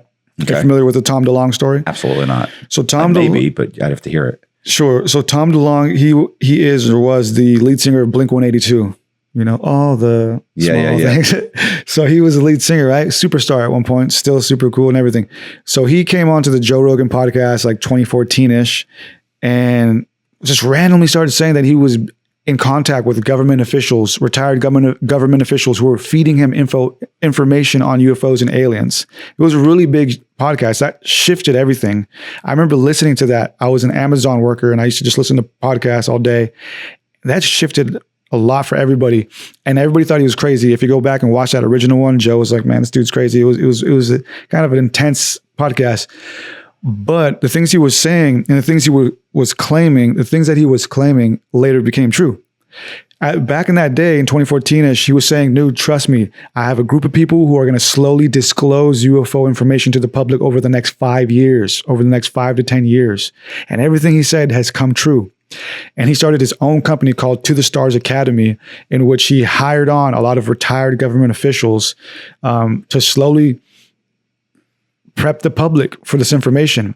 So Tom DeLonge and all these associates of his have been behind this disclosure operation that we've been seeing as of recently. And he was on the Steve-O podcast recently. Steve-O, from Jackass. Yeah. And he said some wild shit on there. And I made a reel of it. It's on my Instagram. And he said that he realized after speaking to all these people and after many years that these things are not mechanical. And he said, and I'm paraphrasing, that the psyop of making the American public and the world believe that they're mechanical was necessary. That's what he says. It was necessary because we realize they're not aliens. They're entirely something else that we can't fully understand yet. And so it was necessary for us to believe they were like little green men coming from a different planet, because the real truth was even stranger than that. Right. And he says that in the Steve-O interview that he believes that they're interdimensional, and that he believes that for whatever reason, they are interested in our soul, what we call our soul. I listened. I wish to God Chris Marrero was here, because he has a whole thing. He read a whole book about how on the opposite side of the moon there's a soul, a soul catcher or soul something that takes our souls there, and that he's a whole thing. Listen, it was so bizarre. I was like, I can't even listen to this, bro. Like, this is when I was locked up. I don't know. He had this whole thing. He's like, listen what's happening. Bozak was Chris Marrero's cellie. And he's like, oh, I'd lay in bed all night. Bozak used to say this to me. We'd be walking around doing something. He'd say, bro, let's go see what Chris is doing. I go, I don't want to. No, I'm going to tell him that there's that 6 planes just went over the prison. And they, with chemtrails. He goes, watch what he does. Let's see what he says. And I'm like, okay. And we'd walk in there and sit down. I go, bro, this is weird, Chris. And then Bozak would go, listen to what we just saw. You can go out right now, Chris. You can still see him. He's like, what? And he'd tell him 6 planes just went over with chemtrails right over the prison. And he'd go, what? Oh my God, I've got a book. And he'd pull out a book and start talking about how they're trying to poison us. And they want to reduce the world population to 500 million or something. It was like, he would just go on and on. But so go ahead, soul catchers. Yeah. I mean, souls, sorry. Well, I mean, that's what Tom DeLonge was saying, like on the Steve-O podcast, and so with all these different things going on, all these different theories, that's just kind of what I'm leaning more towards. These things they're not like these mechanical craft. They're not these physical beings. That's what we've been told. Right. And after writing my recent book, The Crystal Lattice Mind Illusion, what is it called? You're saying it so fast. The Crystal Lattice Mind Illusion. Okay. And it's a book on consciousness, the subconscious. So I sat down like I do with most of my books and dive into these subjects. And so for the first time, I really dove into quantum physics, consciousness, to learn this for myself. Like, all right, what's really going on with all of this? You're just not okay with not knowing. You're not my philosophy of even if you told me I wouldn't understand it, you're not okay with that. No, man. That's got to be horrible. I sleep like a baby. You must not sleep at all. You must have horrible. You must toss and turn. I go right to bed. Like, I'm okay with my ignorance. You're not okay with it. No, that man. Sucks. That's a part of my journey, dude. Yeah, but you know what? As I get older, I'm starting to become more okay with it. Honestly, like I'm where I'm at right now in my life. Like, I could honestly walk away from all of it, but I have a responsibility to the people right now, at least at this point in my life.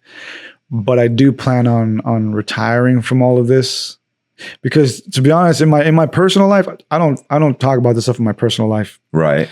there was a point in my life where I was fanatical, like your friend. Like I was super fanatical, and when in high school, when I was learning about all this stuff, me and my friend used to get sticky notes and write like research this, research that, and we go post it everywhere. And I would do like these soapbox like preachings about aliens and everything. But in my personal life now, I only talk about it if people are genuinely interested and they genuinely want to know. Like, okay, yeah. Because it gets to be too much. And I had a psychotic breakdown actually years ago because of all this. So, but it is true what you're saying about me. That is true. Because when I was younger, my mom had told me the story about King Solomon, how King Solomon was confronted by God, and God told him, "Hey, whatever you want, I will give it to you because you've been good, or whatever, you've been a loyal soldier." And King Solomon said, "All I want is just wisdom. Just give me wisdom, give me knowledge."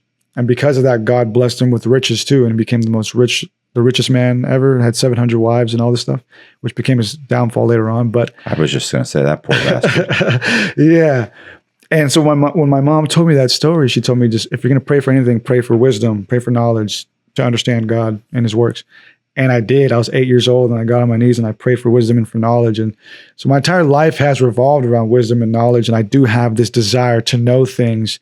But I always do say to my listeners and to people, this isn't for everybody. I think some people lead happier and healthier lives simply being a Christian, simply being a Muslim, a Jew, or whatever, or even an atheist, whatever. This is just me. This is just how I'm built. I believe God made me this way. The Creator made me this way. But ultimately, and I know this in my heart, there will come a time where I'm going to retire from all this. I'm going to walk away from society altogether. I'm going to just be a hermit, and I will be unbothered. I'm going to grow my hair out, smoke my weed, and take care of my farm. But right now, this is the work that I have to do. Yeah, I'm good with just not knowing some stuff. I've listened to how they're going to build the nuclear rockets that, this nuclear engine that's going to help get us to Mars. Instead of in like 8 or 9 months, it'll get us there in like 3 months. I've listened to how what they're using and the formula and how the special type of engine that they're building for the nuclear propulsion, and how they have to use this type of isotope and this type of listen, it might as well. And I've listened to at least 3 or 4 different podcasts on it. Yeah. Listen, it might as well be Charlie Brown's teacher talking to me. Oh, no. Like I don't have a clue. It's like wah wah wah. Charlie Brown's teacher. Yeah. The adults would sound like wah wah wah wah wah wah. And I mean, I start to I remember probably a couple days ago I was listening to one. I was like, why am I listening to this? This is never going to click. I'm never going to be like, of course, that's why they're using the such and such, this and that. And I'm like, why? That's good. I'm good enough to know they're going to build this engine. It's going to go a lot faster. Yeah. So,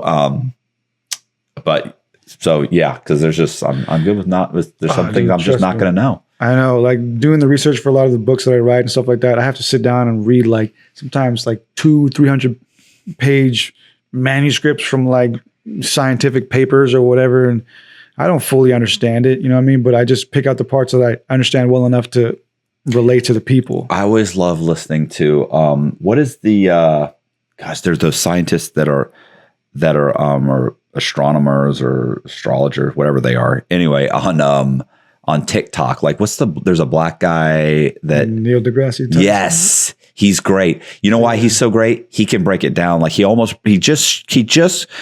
just stopped shy of pulling out like a green crayon and drawing on having to draw. That's how much he breaks it down. Like he's just enough that I'm like, he'll start to explain it, and I'm like, I can understand that. Thank you for talking to me like I was a small child, because for him, he must be like, okay, now listen. And he breaks it all the way down. I'm like, got it.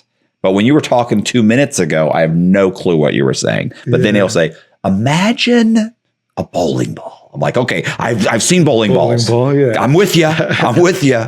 So yeah, that's what I need to have it broken down for. Yeah. But I try to challenge myself because I like trying to understand it. Because I'm a college dropout. I sucked at school, but I always liked learning. I just didn't like to be forced to learn. Yeah, I'm better if you entertain me while you're like if I watch Schindler's List, like I got it. There was some bad stuff going on. If I watch Enemy at the Gates, I see Stalingrad. I see the Germans where I hear you. Like I'm good at, but you gotta kind of give me, there's gotta be some entertainment involved. I don't mind sitting there. Like for me, it's fun to like sit there and just like dive into something. It feels like there's a certain magic about it, a certain madness. Have you seen Oppenheimer? Yeah. That was good, right? Oh, that was a good one. That was a good one. Yeah. Shoot, what did we do yesterday? We did the Kennedy. We did the Kennedy one. Yeah. We did a podcast on Kennedy. I probably learned most of what in that podcast. I've watched a couple documentaries, but they're always kind of conspiracy theories. But I've also watched.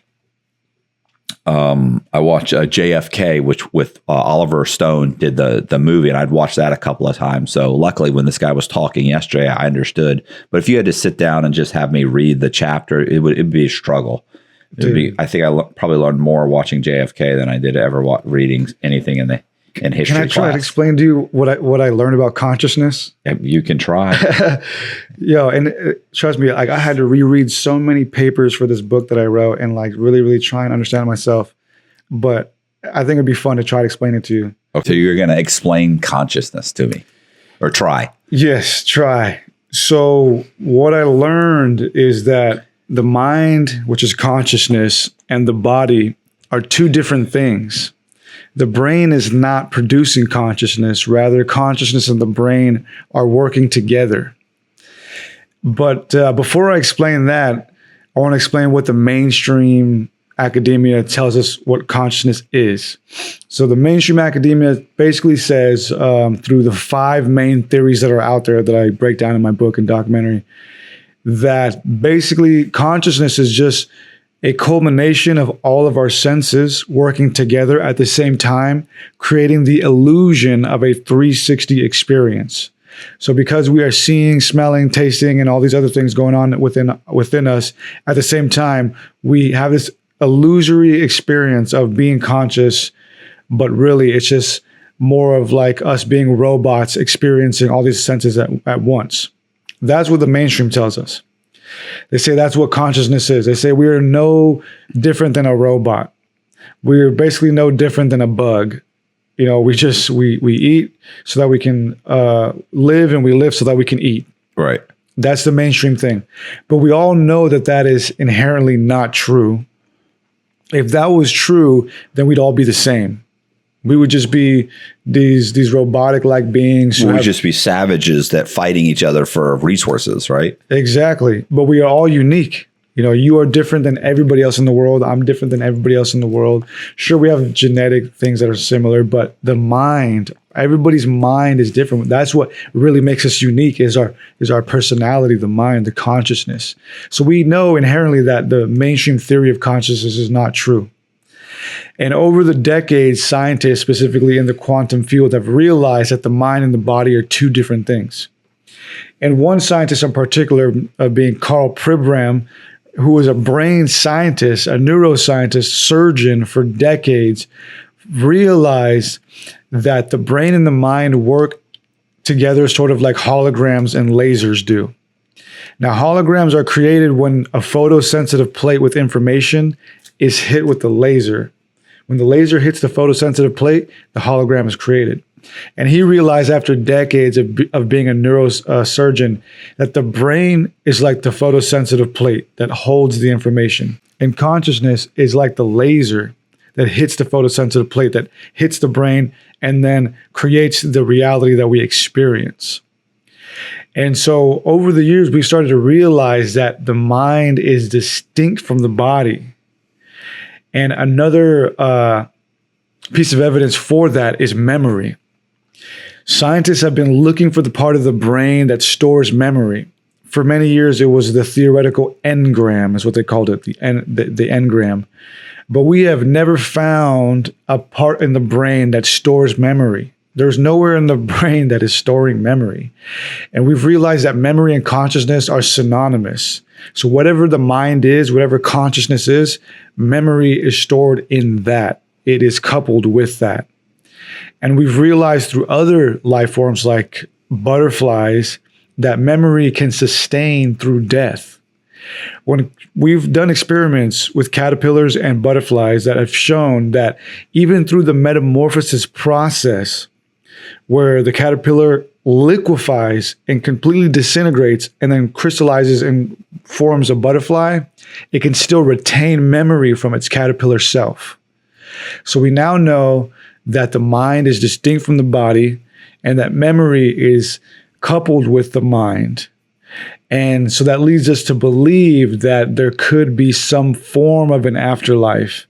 And in this form of the afterlife, we could still remember who we are and who we were in this realm. And quantum physics has proven that this realm that we live in is not as structural as we may believe. For example, just last year, 3 scientists won a Nobel Prize for proving this. These 3 scientists won a Nobel Prize for proving that quantum entanglement is real. And quantum entanglement is the phenomena of 2 particles sharing information with one another despite how far apart they are in the universe. Right. I've heard this. And that is what Einstein famously called spooky action at a distance. It's theoretically not possible for 2 particles, no matter how far apart they are in the universe, to send information instantaneously faster than the speed of light. But these 3 scientists proved that last year through a series of arduous experiments. And so that tells us that our universe is what they call non-local. It is non-local. Locality means Einsteinian science. When quantum physicists say that something is local or that it is within the confines of locality, it means that it's solid. It's just, this is a table and it's something more than a table. But we've now proven that the universe is non-local, meaning that this table is not just a table. It's actually made up of billions of particles that are creating the illusion that it is a table. And so what this means is that over time, if we start to tap into this information somehow, if we learn how to tap into this information and utilize it, we can create all kinds of crazy feats of extraordinary. We can create all kinds of extraordinary feats. And this can lead us to somehow understand how these UFOs are doing what they're doing. I've analyzed some papers in my books written by NASA back in the 70s that were talking about this. They were talking about 0-point energy. So what we're realizing through all of this is that all around us is energy that is existing, right? It's like a sea of energy that we haven't understood how to tap into yet. But maybe these UFOs or whatever they are have learned how to tap into this. And so if we can learn how to, with our consciousness, tap into these 0-point energies that are existing around us, we can theoretically levitate. We can theoretically speak to one another through telepathy. We could theoretically travel them faster than the speed of light. Well, I was going to say, what about remote viewers, people do remote viewing, or people that say they've had near-death experiences where they've been in the room, hovering above their body, watching what was going on. And then when they come back, they're like, hey, my son is here, and they're like, how do you know he's here? Well, I saw him earlier, He came in the room and the doctor pulled him out and the nurse, so can you tell him to come in? They're like, how would you even know? He's not even, that sort of thing. They could describe what people had on. They could describe all kinds of stuff. Astral projection, right. Remote viewing. Yeah, all of that. And the mystics of our times have known all of this for hundreds of years. I've spoken on these ideas of traveling outside of the body, meditating to the point where you can leave your body and stuff like that. And lucid dreaming is a smaller form of this. And so we're starting to realize through quantum physics and all of this that our universe is non-local, meaning that we can bend space and time, that we could eventually tap into this as a science, as a fuel source, and create apparatuses that could travel faster than the speed of light and possibly even bend space and time so that we could travel from one point of the universe to another instantaneously if we could somehow figure that coordination. Like a wormhole or something, right? Exactly. And all of this is ultimately done through the science of consciousness.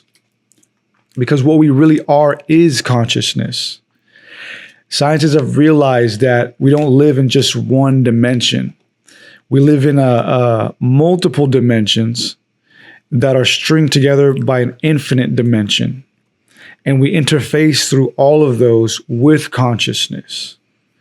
And so if we were to learn how to tap into all of that, it would be through the power of consciousness eventually. Okay. All right, now you repeat that. Was wondering about can you explain the book, the Lucifer, wait a minute, hold on. Damn it. It was it's not ladder. It's mysterious something, right? What is it? Yeah, the Lucifer mystery revealed. Lucifer mystery revealed. Yeah. Damn. That was off. So that was technically the second book I wrote. And I wrote that during like the pandemic years, pretty much. And I basically just set out to analyze and research who Lucifer was, where did that whole idea come from? And when I did, I realized and I learned that there actually never was a Lucifer in the Bible. Lucifer doesn't exist in the Bible as the character that we know him to be. And the reason we got there, or the reason, how we got to Lucifer being a character was through a series of mistranslations. So the entire world was introduced to Lucifer through one verse in the Bible, and that is Isaiah 14:12, which is the famous, "O Lucifer, how art thou fallen" verse. But that's how we read it in the English. The English was translated from the Latin, where we first see the word Lucifer. Right. Sorry. I was just thinking about what you said earlier about the Charlie Brown teachers. Yeah. Like, I probably sound like that right now, dude. Oh my gosh. And I've had to explain this. I love it talking about this, but I've had to explain it so many times. You have to know your audience. You know what I'm saying? Yeah. So the world was introduced to Lucifer through this one verse, and the English was translated from the Latin. And in the Latin is where we first learned about Lucifer, because that is a Latin word. Lucifer is a Latin word comprised of two root words, lucis and fere, which is light and to bring, which is where the occult got the idea of Lucifer being the light bringer or light bearer. Right. But the Latin was translated from the Greek, and where we would see Lucifer today, in the Greek, we would see phosphorus, which is fire, light, and all of that. But all of them were translated from the original, the Hebrew. And in Hebrew, where we would see Lucifer, we would see Hallel ben Shahar, which means Hallel, the shining one, son of Shahar. And Shahar is another word for dawn or morning. And that's why we got Lucifer, son of the morning. But Isaiah, the prophet and scribe who wrote all of this, wrote Hallel ben Shahar for a very specific reason. At that time, the Babylonians were descending upon the kingdom of Judah. And so he was writing a polemical prophecy about their downfall. And he was referencing an old Canaanite mythology of a deity named Hallel. And in this ancient mythology of Hallel, we learned that Hallel attempted to step up to the throne of Baal, or Baal, who was an old Canaanite god, but was not strong enough to rule on the throne, so he stepped down. And so Isaiah was basically saying that the Babylonians were like Hallel ben Shahar, Hallel son of Shahar, who attempted to step up to the throne of God, who was the Canaanite god, but was not powerful enough to do so. But it gets even more deep. There is a lot of entendre here, because Hallel, Phosphorus, and Lucifer, and even the Canaanite deity that was being referenced to, were all represented by the star or planet Venus. And Venus is the brightest object in our skies, preceding the morning. And so what Isaiah was saying to us was that the Babylonians believe and think that they are like Hallel. They think they are like Venus, the brightest object in the sky, but they would soon be overshadowed by God via the sun, all metaphorically and poetically speaking. And so there never was a Lucifer. That was a mistranslation. Isaiah was simply using metaphors and referencing an old Canaanite mythology to condemn the Babylonians in a prophecy about their downfall. So what about, and you're saying that character of Lucifer entered into our consciousness and then continued, and then it got written into the writings of the Bible? Because I mean, what about like, Adam and Eve? What about, a fallen angel? That there was a war between the angels and God, and they were cast out as, demons, or like, what about all of those? So what happened is over time, we kind of weaved all of those different stories into one story. All these books were written over the spans of hundreds of years. Genesis, right? The Garden of Eden story was one of the very first that was ever written, right? And that was written like during the 600 BC, around that era. The New Testament was written hundreds of years, hundreds of years later. So we slowly weaved these stories that at first had nothing to do with each other into some like archetypal story. But within the church, what happened is some of the early Christian writers were looking at Isaiah and what he said and misunderstood it. And one of the very first people who did that was Origen Adamantius. He was writing during the 2nd century of the Common Era, one of the very first Christian writers. And he tells us in his book titled De Principiis that he came across the book of Isaiah and saw this story about this Lucifer guy, and it was like super excited about it. Like, wow, Isaiah is telling us that there's this other power in heaven named Lucifer, and so on and so forth. And so he ran with that. And a lot of the early Christian writers also ran with it because they didn't understand the cultural context. They didn't understand the Canaanite mythologies. And neither did we actually until the 20th century. This story about Hallel ben Shahar and all of that, we didn't learn about it until we uncovered it during the 1930s, actually. During the 1930s, we uncovered what are now known as the Baal cycle text. And in these texts, we learn about these mythologies that Isaiah was referencing. And so, again, it comes back to this idea of us being arrogant, thinking that we can just pick this thing up and read it and go preach on Sunday about it without taking into account the cultural context of the ancient polytheistic worldview in which it was born out of. Well, sorry. No, and so to answer your question, it's like it was just a series of misunderstandings and mistranslations, and we just ran with it to the point where it's a TV show now, Lucifer and all this stuff, and it was never meant to be interpreted that way. And also, to get to the other point you made about the fallen angel, there is a fallen angel mentioned in the Bible, specifically in Ezekiel, but that angel is referenced to the angel in the Garden of Eden story.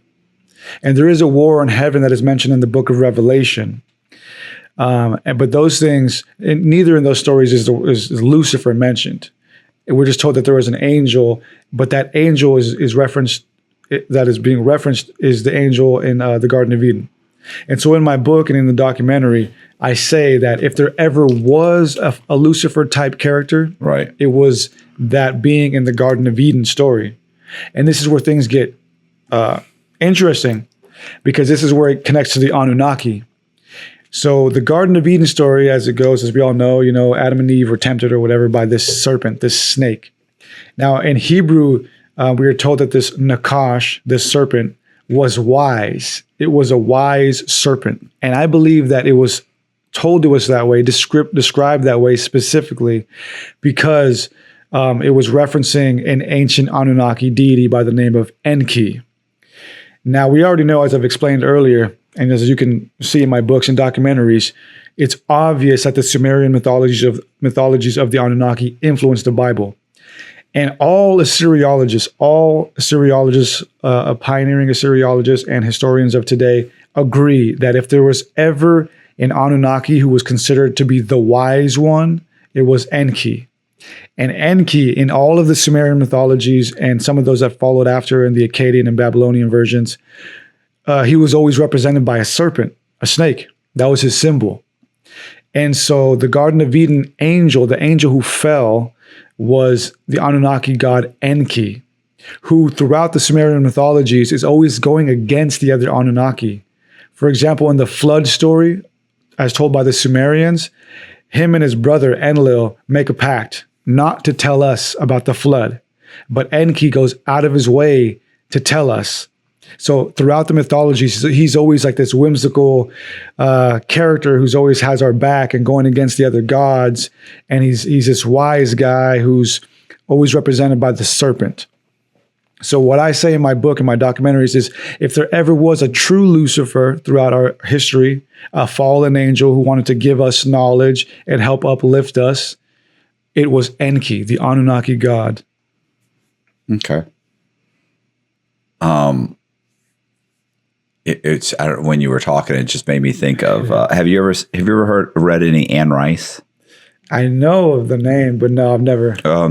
So she wrote the Vampire Chronicles or Vampire Diaries. Yeah. Like, did you ever see Interview with the Vampire? I haven't watched it. No. Anyway, she wrote a whole bunch of books. One of them, it's funny. It's one of my favorite probably lines. It's God. It's called God and the Devil in the Paris Cafe. And it comes up over and over again throughout several of her books with one or two of the characters. And it's this guy who studies the occult, right? There's an actual organization that kind of runs throughout Anne Rice's books. And there's an organization, I want to say it's in London, that studies the occult, and they know of the existence of vampires and these different types of beings, because she doesn't just do vampires. She's got different whatever. Yeah. And so she, there's a guy who's in Paris in a cafe and just smoking and drinking and sitting there, and he overhears a conversation. Now, he's one of the occultist guys that study. So he's very plugged into kind of, the whatever collective consciousness or the occult or whatever you want to call it. He's plugged in, right? He's very aware. And he happens to, and it's a busy cafe. He happens to kind of lean back and he can hear a conversation. It's an argument between God and the devil. And I think in the book, I think it's called Memnoch the Devil is the name of the book. So in this, and actually one of the main characters, Lestat, is also in that book too, like from Interview with the Vampire. So he's hearing this conversation, and it's like a tear in the fabric of the universe where he can actually hear what's going on. Yeah. And he sits there, and he's like, in a very short time span, he could hear this conversation, this argument between God and the devil that's been going on for centuries. And he can hear it. And what you learn throughout the whole book, which is probably about 100 pages too long, but throughout the whole book, what you end up hearing, what you learn once you read it, is that the devil is arguing with God. The devil is it's Memnoch. The translation is Memnoch, which isn't like, it's like Michael, right? Yeah. So Memnoch is arguing with God, and he is saying that God, you've created the earth and these creatures that have evolved, and this one creature, humans, which are very much like us, the angels, they've evolved to such a way that they actually have spirits, and they're unhappy. Like the spirits, once these things die, these spirits aren't going anywhere. They're kind of hovering around the earth. Like they're still there, but their bodies and they're in agony. They have nowhere to go. And he's like, can I go down there and bring them up here? And God says, he says, no. we're watching the earth. We're just watching this happen. And if that's what happens, and that's the natural progression, and they'll stay there and they'll be fine. He's like, yeah, but they're in pain. He's like, yes, but they don't know of us. And he's like, well, that's the whole problem, God. They don't know of us. Let me go down there and explain to them and tell them about us. And he's like, no. So the argument goes on forever. Eventually, God says, listen, you can go down there and find the best of those spirits and bring them up here. And he goes, okay, I'll do that. So he goes down and he kind of comes up with like a criteria. And he finds this group, and most of the spirits are angry and bitter and furious, and they're in agony and pain, and they're just wandering, they're just spirits. They have no bodies, and they don't understand what's happened. Like, we were these humans and we died, and now we're aimless. But there's a group of them that he notices that almost, I think he kind of describes them as glowing. And I may be getting some of this wrong because I read the book 10 or 15 years ago, although I did read it a couple times. Because I liked the series, but I really liked this one explanation. And a group of them that were kind of off away from the other spirits were almost like luminescent, right? Like they were glowing. And he noticed that when Memnoch goes to them, he notices that they don't have this energy, right? This violent anger in them. And what he understands is that they've come to an understanding that they realize that they were lucky to have lived, and that they don't understand what's happened, but that they're okay with their existence. And he says, oh, well, I have to bring these up. These are great. They're going to fit in perfect up here in heaven. So he scoops them up, and he explains to them about heaven, and he brings them up, and they populate heaven, and they're all over the place. And God says, look, what you've done is good. These are great. I understand. He says, right. He says, they've accepted that they were created, and they lived, and they died, and they're just thankful to have lived at all, that they were even placed in existence. And so he explains it to God, and God says, yeah, that was a good choice. And so Memnoch says, okay, well, what about the other ones? And God said, and this is what starts the war in heaven. This is Anne Rice's version. Yeah. And God says, no, the other ones don't deserve to come. And he says, well, no, God, he said, you don't understand. He said, they don't know about you. These beings came to an understanding that they were lucky to have lived, and they're thankful, and they're okay with having existed. So they're humble, and they're thankful for what they got. But the other ones don't even know. If I were to tell them about you, then they would be enlightened also. And then they would be like these beings, and I could have come up, and God says that's enough. Like, you complained, I gave you this, that's it. The other ones stay. Well, that's what the argument in heaven is, that God doesn't want spirits to come to heaven. He wants them to stay on earth and suffer. And Memnoch and the devil is saying it's not fair, because they didn't come to that understanding. And so God casts Memnoch out of heaven, and he now lives on earth trying to convince these beings or humans that they have to suffer enough or something along that to understand that they're lucky to have lived, so that their spirits will go to heaven. And and I'm probably not explaining it as well as she does. Because like when you read it, you're just like, wow. So when you read it, you almost come off with an understanding that the devil isn't really evil. Yeah. That God is unfair, and the devil just wants the best for us. He wants us to be able to ascend to heaven. So what he's down here doing is really trying to elevate us to go to heaven, and God has closed the doors.